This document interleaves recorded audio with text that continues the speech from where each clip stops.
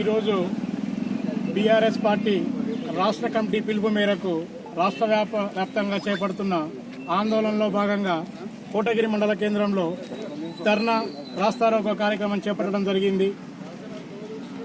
తెలంగాణ ఉద్యమకర్త, తెలంగాణ రాష్ట్ర ఏర్పాటులో స్ఫూర్తి ప్రదాత, తెలంగాణ జాతిపిత, మాజీ ముఖ్యమంత్రి కేసీఆర్ గారికి రేవంత్ ప్రభుత్వం, కాంగ్రెస్ ప్రభుత్వం కుట్రపూరితంగా సిట్ పేరిట నోటీసులు ఇవ్వడం అనేది చాలా హాస్యాస్పదం.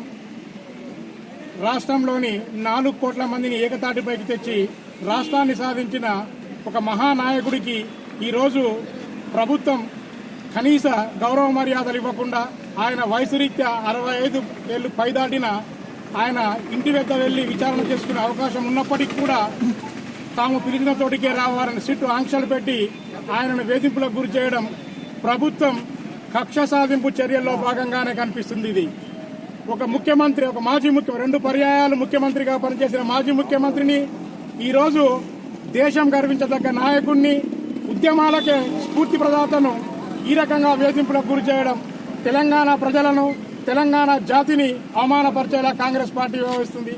ఇప్పటికైనా సిట్ పేరిట కాంగ్రెస్ ప్రభుత్వం ఎంతమందికి నోటీసులు జారీ చేసింది, ఎంతమందిని ఇబ్బందులకు గురి చేసింది.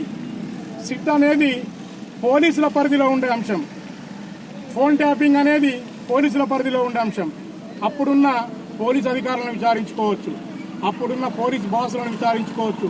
వాళ్ళందరినీ వదిలిపెట్టి కక్షపూరితంగా ఈరోజు ఎలక్షన్లు వచ్చాయంటే, సర్పంచ్ ఎలక్షన్లు వచ్చిన రోజు కేటీఆర్ గారికి నోటీసులు, మున్సిపల్ ఎలక్షన్లు వస్తే హరీష్ రావు గారికి, కేసీఆర్ గారికి నోటీసులు, మళ్ళీ రాబోయే రోజుల్లో జడ్పీటీసీ, ఎంపీటీసీ ఎన్నికలు వస్తే ఇంకొకరికి నోటీసులు ఇవ్వడం. ఈరోజు రాష్ట్రంలో భయాందోళనకు గురి చేసి ఎలాగైనా ఎన్నికలను అధర్మ యుద్ధంలో గెలవాలి, అధర్మంగా ఎన్నికల్లో గెలవాలి, ప్రజల్ని భయభ్రాంతులకు గురి చేసి గెలవాలన్న కాన్సెప్ట్ లో కాంగ్రెస్ పార్టీ ఉంది. అయ్యా, ఇంకా 2 ఏళ్లే మీకు మిగిలింది. 2 ఏళ్ల తర్వాత ప్రజలు మీకు బుద్ధి చెప్పబోతున్నారు.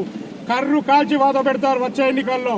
మీరు చేసే ఈ అవమానాలకు, మీరు చేసే ఈ అఘాయిత్యాలకు రాబోయే రోజుల్లో తెలంగాణ ప్రజలు బుద్ధి చెప్పడం ఖాయం. కాబట్టి ఇప్పటికైనా కాంగ్రెస్ నాయకులారా మీ పద్ధతి మార్చుకోండి. సిట్ అనేది ఒకవేళ విచారణ చేసుకునేది ఉంటే కేసీఆర్ గారు రమ్మన్నారు, తన తోడికి రమ్మన్నారు, సహకరిస్తామన్నారు, వెళ్ళండి. కానీ కక్షపూరితంగా ఆయనను ఆరోగ్యరీత్యా ఇబ్బందులు పెట్టాలని చూస్తున్న వ్యవహారాన్ని బీఆర్ఎస్ పార్టీ తీవ్రంగా ఖండిస్తుంది. రాబోయే రోజుల్లో కేసీఆర్ని కానీ, బీఆర్ఎస్ పార్టీని కానీ టచ్ చేస్తే రాష్ట్రం అగ్నిగుండంలా మారుతుందని కాంగ్రెస్ పార్టీని హెచ్చరిస్తున్నాం. జై తెలంగాణ.